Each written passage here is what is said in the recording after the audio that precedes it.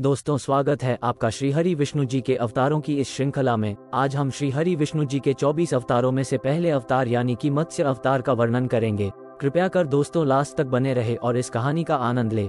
एक समय की बात है, हयग्रीव नाम का एक राक्षस था जिसके पिता ऋषि कश्यप और माता का नाम दिति था।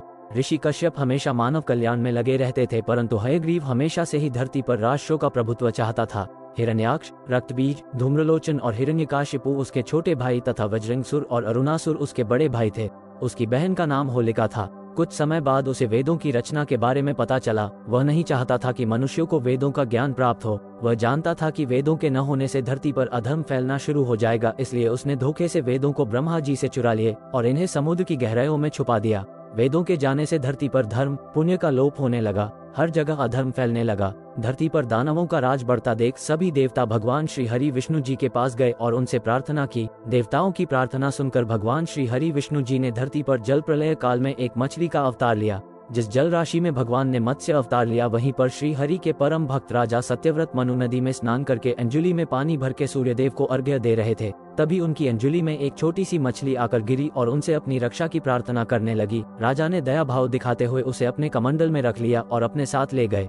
अगली सुबह राजा ने देखा कि मछली बड़ी हो गई है और कमंडल छोटा पड़ गया है। राजा ने तुरंत उसे एक मटके में रखवा दिया, परंतु अगले दिन वो और बड़ी हो गई और मटका भी छोटा पड़ गया। फिर राजा ने उसे तालाब में डाला। देखते देखते मछली इतनी बड़ी हो गई कि उसने पूरे तालाब को ढक लिया। राजा ये सब आश्चर्यजनक रूप से देखता रहा। फिर उसने उस मछली को समुद्र में डालने का निश्चय किया, पर मछली ने राजा से ऐसा न करने का अनुरोध किया।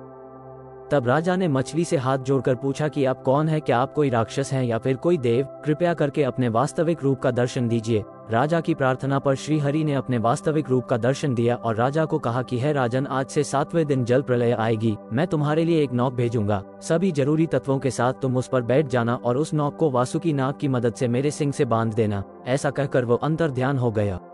7वें दिन जब जल प्रलय के बादलों ने भयंकर रूप से बरसना शुरू किया, तब भगवान ने नौक भेजी। तब राजा सत्यव्रत मनु, सप्तऋषि, ऋषि मार्कंडेय, सभी तरह के बीज और सभी जीवों के जोड़ों के साथ उस नौक पर सवार हो गए और भगवान से प्रार्थना करने लगे। राजा की प्रार्थना पर भगवान प्रकट हुए और राजा को संख्ययोग और कर्मयोग का आत्मज्ञान दिया।